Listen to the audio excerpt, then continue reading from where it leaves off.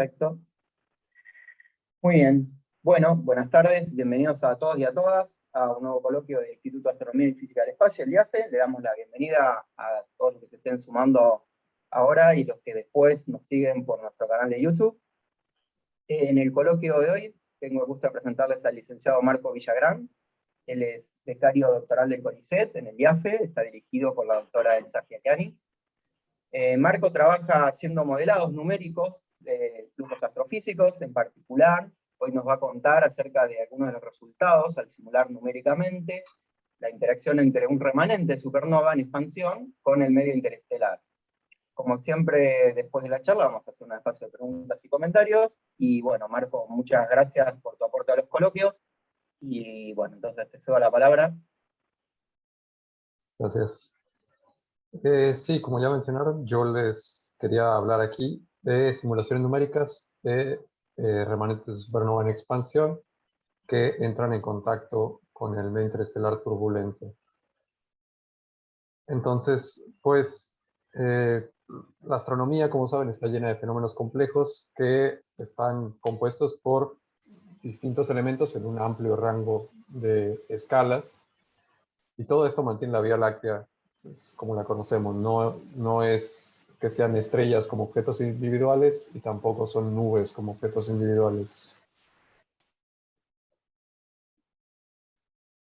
Y bueno, más allá de que yo hago completamente estudios numéricos, el estudio y la caracterización observacional de los objetos como estrellas y remanentes de supernova arrojan datos que permiten que se hagan simulaciones como las que yo tengo. Y bueno, las simulaciones como las que yo hago después facilitan el trabajo de la gente que hace observaciones porque de alguna cierta forma ya saben qué buscar. Y bueno, como mencioné, voy a presentar simulaciones de medio interestelar interactuando con remanentes o viceversa, como lo quieran pensar. Pero antes voy a hablar un poco por separado de los componentes de estas simulaciones. Entonces, primero tengo el medio neutro. Entonces, el gas del medio interestelar lo puedo dividir de distintas maneras. Una forma de hacerlo es de acuerdo a su estado químico. Y es tradición distinguir entre gases como el gas molecular, el gas ionizado y el medio atómico neutro. Entre estos tres es fácil distinguir componentes. Pero hay que recordar que esta división no es absoluta.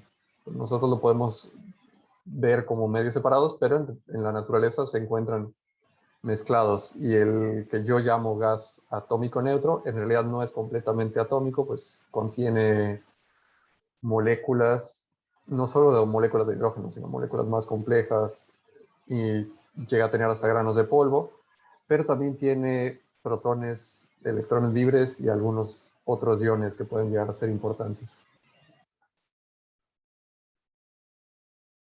Otra característica importante de este medio neutro es que es turbulento.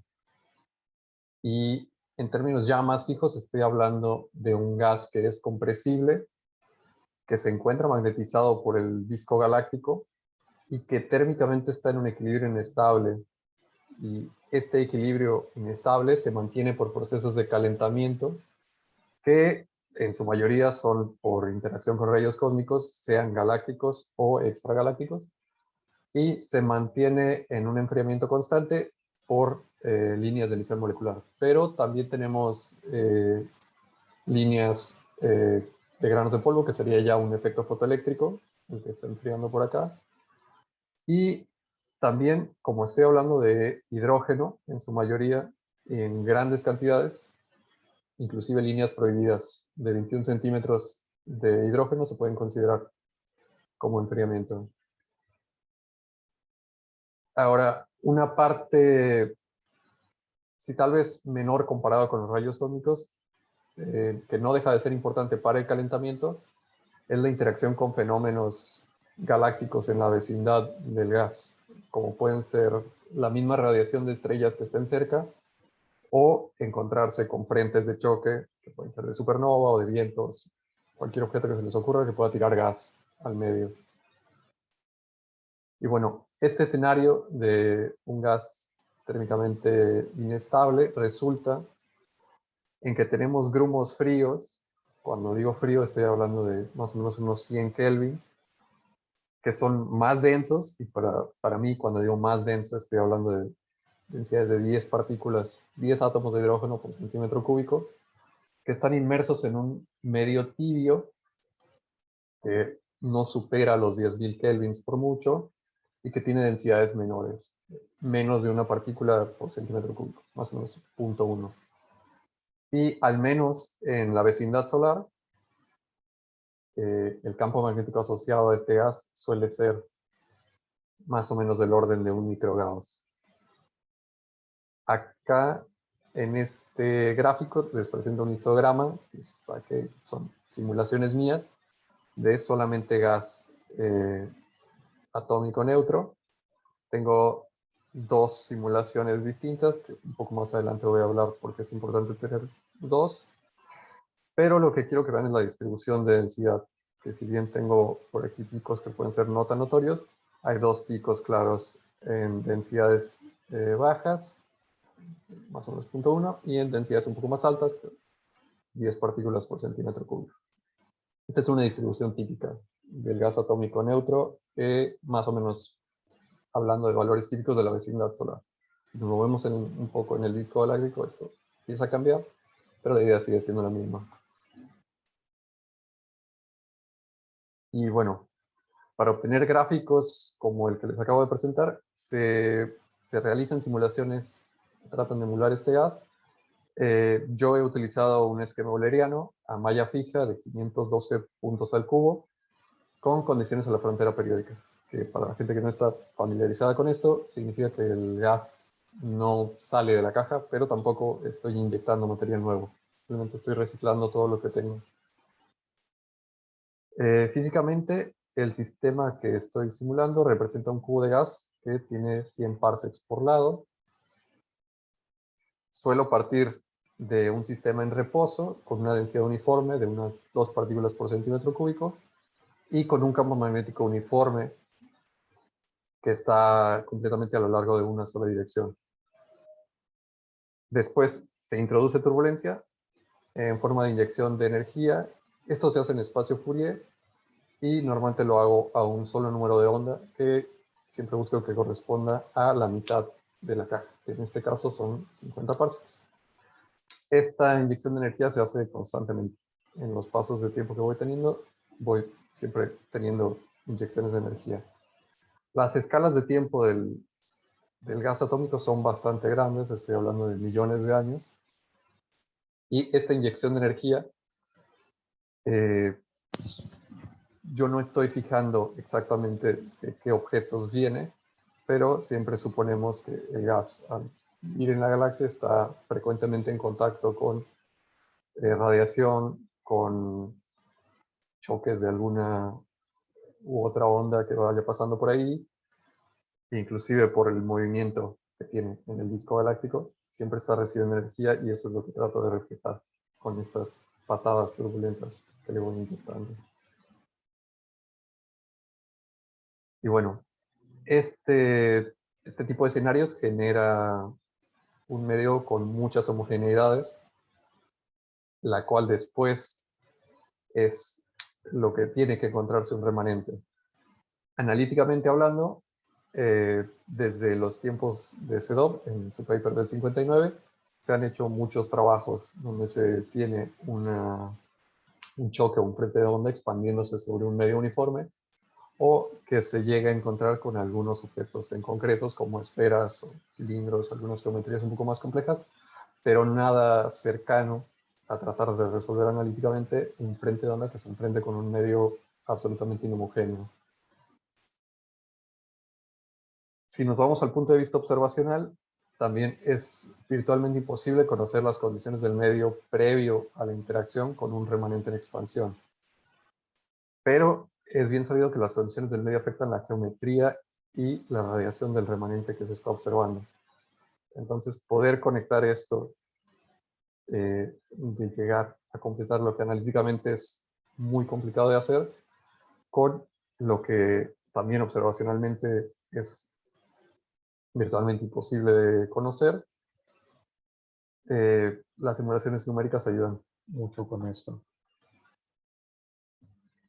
Ahora, para hablar un poco de los remanentes de supernova, hablando de remanentes numéricos, las simulaciones de remanentes suelen tener objetivos en particular, ya sea reproducir un objeto en concreto, cuando se llega a una observación y se quiere tratar de conocer cómo se llegó a la geometría que tiene un remanente en específico. Se trata de emular cómo pudo haber sido el sistema inicialmente, cómo pudo haber sido el medio contra que chocó, cuál era la densidad que teníamos, etc. O se pueden crear remanentes numéricos que sean genéricos y hacer estadísticas sobre el mismo. Este es el enfoque que yo tomo. No estoy simulando ningún remanente en específico, sino que genero objetos genéricos y de ahí empiezo a hacer estadística sobre los resultados que tengo. Igual por esto no me preocupa que mis remanentes no se parezcan a alguno específicamente, sino que cumplan con las características físicas que uno esperaría. Ahora, los remanentes de supernova pueden ser de distintos tipos. Algunos de los tipos más importantes son el tipo 1 y el tipo 2. El tipo 2 requiere estrellas masivas, que suelen ser bastante jóvenes, cumplen su ciclo de vida y explotan. Ahora, estas estrellas son tan jóvenes en escalas de tiempo del medio interestelar que normalmente siguen cohabitando en lo que llamamos regiones de nubes moleculares o regiones de formación estelar. Estas regiones de formación estelar son bastante más densas que el gas atómico neutro. Entonces sería muy raro encontrar una supernova de este tipo en los medios que yo estoy trabajando. Pero si pensamos en un remanente que viene de una explosión de tipo 1A, bueno, estas ocurren con estrellas más viejas que tienen un proceso diferente. Esta es una estrella compacta que empieza a acretar material de una compañera binaria que tenga por ahí hasta que logra superar la masa crítica y explota. Ambos, para tener ya una estrella compacta y una estrella, digamos, una gigante roja que le sea material, es necesario que haya transcurrido tiempo el gas que correspondería a una región estelar, una región de formación estelar, ya ha sido barrido por completo y nos encontramos en un ambiente menos denso, con densidades típicas como las que yo les dije. Ya es bastante correcto pensar en densidades de 2 o una partícula por centímetro cúbico en donde se encuentran estas estrellas binarias que van a terminar explotando. Otra cosa, yo no me concentro en la simulación de las explosiones como tal. Yo inicio una vez que el objeto ya se consideró como explosión y yo empiezo a expandir un remanente que, si bien es muy pequeño, no es una explosión, ya no lo considero una estrella. Ahora, aunado a las simulaciones que ya tenía de mi interestelar, ahora voy a tratar de hacer simulaciones de remanentes de supernova en expansión. Aquí cambio de código a un código MHD, se llama Guacho, fue desarrollado por el grupo de física de plasmas del ICN en la UNAM. Probablemente aquí conozcan a varios de sus integrantes.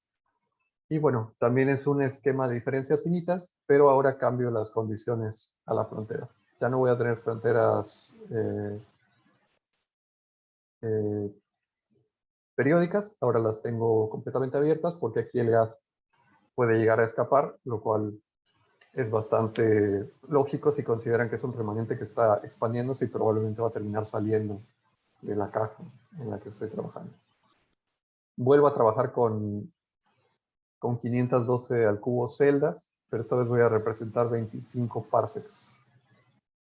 El remanente que voy a evolucionar tiene las energías típicas de uno tipo 1A, que son más o menos 10 a la 51 energías, que se pone en forma de masa, que son 30 masas solares, eyectadas a una velocidad de 10 a la 4 kilómetros por segundo. Esta energía se va a distribuir un 95% en energía cinética y un 5% en energía térmica. Y las condiciones iniciales del medio corresponden a volúmenes de 25 parsecs por lado y masas totales de 620 masas solares. Y estos cubos de condiciones iniciales los obtuve de las simulaciones de medio neutro. Entonces, si recuerdan, aquellas eran simulaciones de 100 parsecs. Entonces lo que hago es seleccionar pequeñas regiones, un cubo de 25 parsecs por lado de aquellas simulaciones. Busco que la masa total del medio ronde los 620 masas solares y eso uso como condiciones iniciales para poner en el centro de ese cubo nuevo un remanente que se va a empezar a expandir. El remanente suele ocupar unas cuantas celdas en el centro, pero estoy hablando de pocas celdas, 9 si acaso, cuando tengo 512 al cubo en total. Entonces es básicamente un punto al centro de la expansión que se está expandiendo. Ahora, ¿es compatible hacer este tipo de cosas? Puedo tomar una simulación, recortar un pedazo, utilizarla como condición inicial para otra y después hacer una simulación con condiciones diferentes. Y bueno, la compatibilidad viene principalmente por las escalas de tiempo que se están trabajando.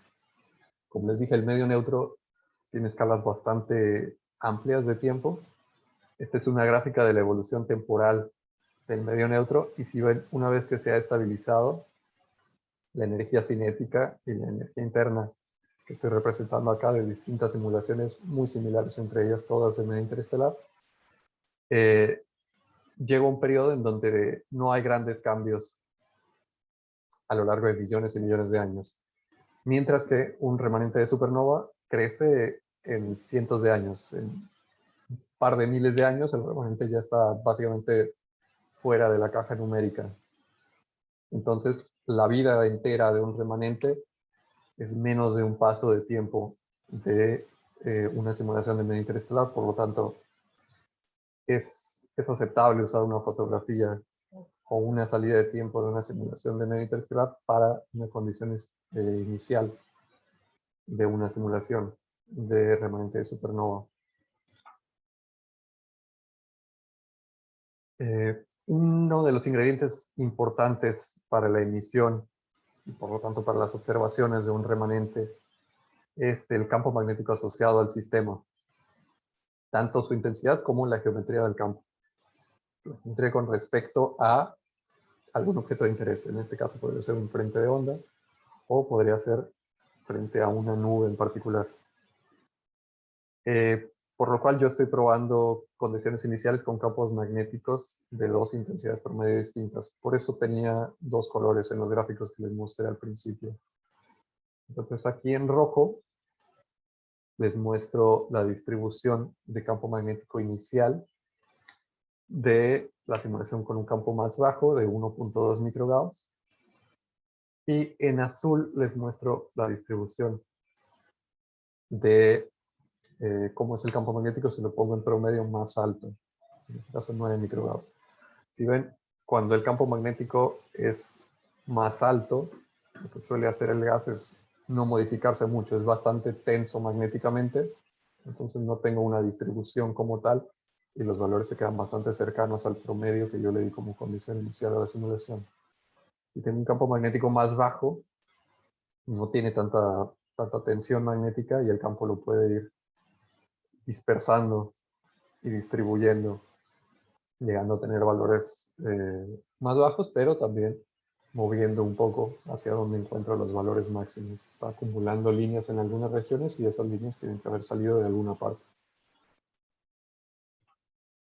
Entonces, había estado usando muchas fotografías y dibujos artísticos porque las simulaciones como tal de medio interestelar son difíciles de ver. Aquí les estoy mostrando un corte en dos dimensiones de uno de los cubos que usé como condiciones iniciales. A la izquierda tengo VLT, es por campo magnético low, y en el otro tengo high. Si ven, no se ve muy característico, no lo reconocería si lo viera en cualquier lado, pero se pueden ver estructuras y cambios de densidad que se forman en ambas simulaciones. Esto, si bien hay que recordar que es un corte de densidad, porque todos estos objetos son tridimensionales, se ve que está lejos de ser un medio uniforme, pero también está muy lejos de ser lo que se ve en una simulación puramente turbulenta, como podría ser una simulación un poco más ideal, donde no se buscan formar estructuras de este estilo y se tiene un sistema más aleatorio, una distribución más aleatoria del gas repartido en todo el espacio. Ahora sí les presento los resultados de cómo se ve evolucionar un remanente que se enfrenta con los medios como los que describí. De nuevo tengo dos colores y ahora tengo dos tipos de línea, una línea trozada y una línea punteada. La línea trozada son 600 años después de que comencé a evolucionar el remanente y la línea puntada son 3900 años. 3900 años es porque es uno de los últimos tiempos antes de que el remanente abandone la caja numérica. Entonces, si bien se puede ver que la densidad no se ve prácticamente afectada por haber tocado un remanente. Si recuerdan, esta es básicamente la distribución inicial que tenía. Si acaso acá a tiempos mayores, los últimos números, tengo una colita a densidades extremadamente bajas, pues el remanente ha ido avanzando y ha barrido un poco el gas. Entonces dejando zonas limpias, por decirlo de una forma. En temperatura es muy claro cómo va avanzando el remanente. Pues tenemos un choque que va avanzando y que se va enfriando eventualmente. Cuando va avanzando, va perdiendo energía, ya no es capaz de calentar tanto y se va enfriando un poco el gas. Si recuerden, este gas en estas simulaciones es capaz de emitir energía. Ya después veremos cómo se ve observacionalmente esto, pero aquí está teniendo emisión, está teniendo pérdidas de energía y se traduce en un enfriamiento.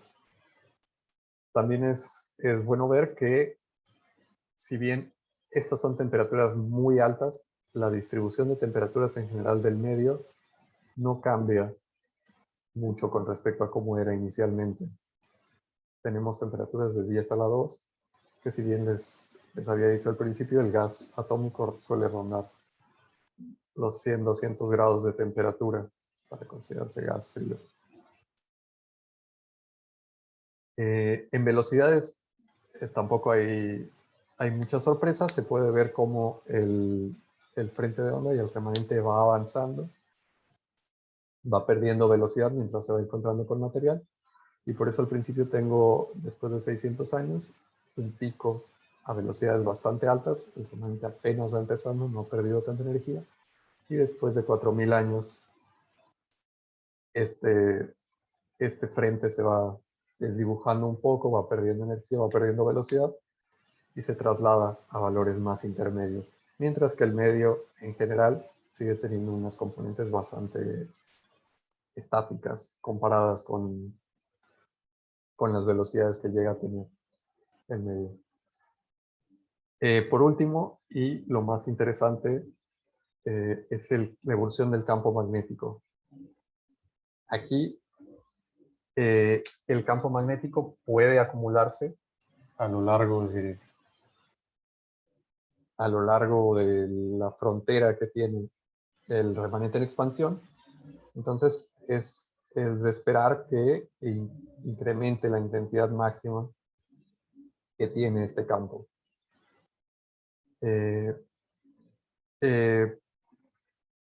No recuerdo si lo mencioné, pero el remanente de supernova no introduce campo magnético nuevo a la simulación.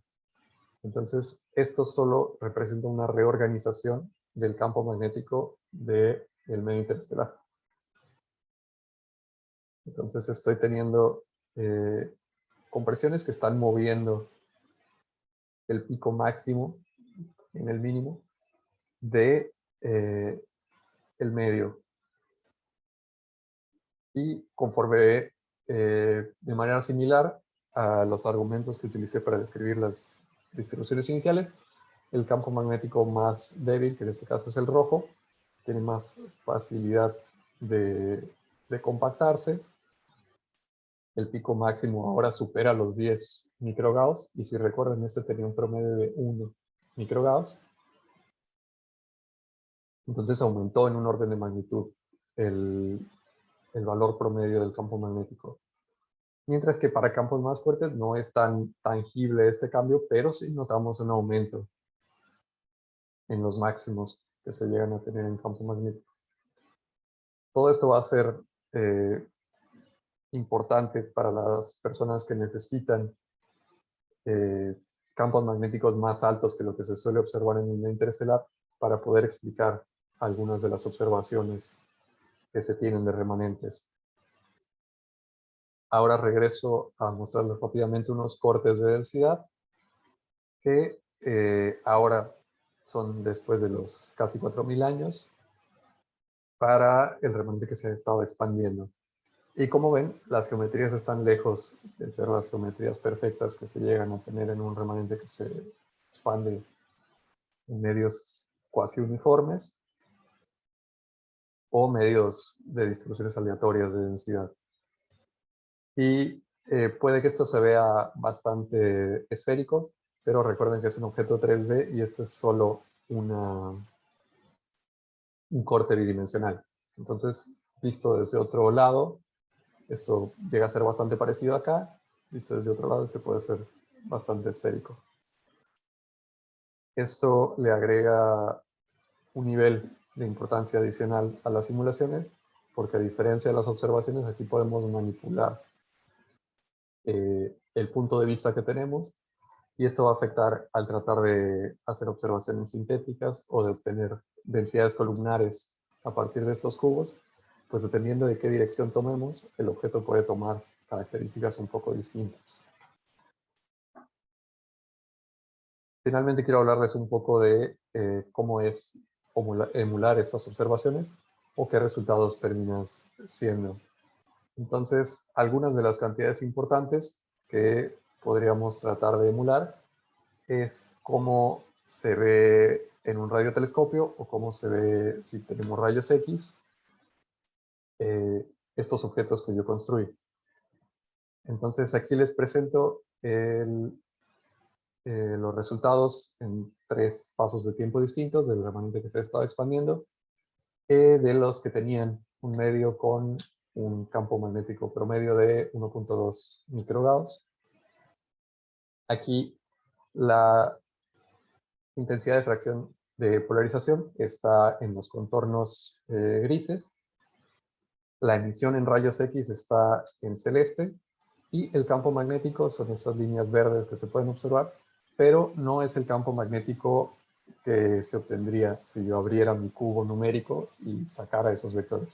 Este es un campo magnético que se obtiene después de conocer la polarización observacional. Entonces, este es un campo magnético indirecto que emula mejor lo observado. No estoy mezclando información numérica con información de observación sintética.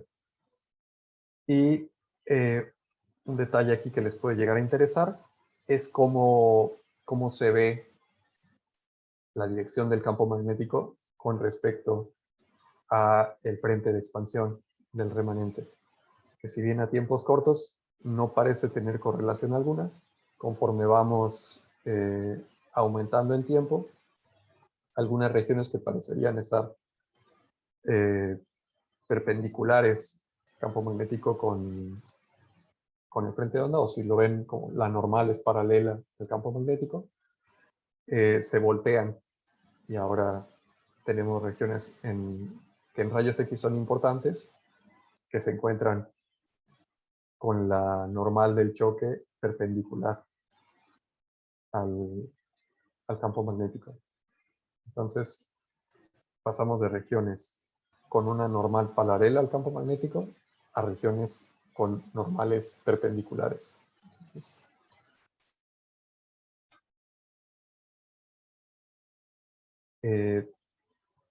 este es un Son mapas parecidos, pero ahora estamos cambiando al campo magnético más intenso.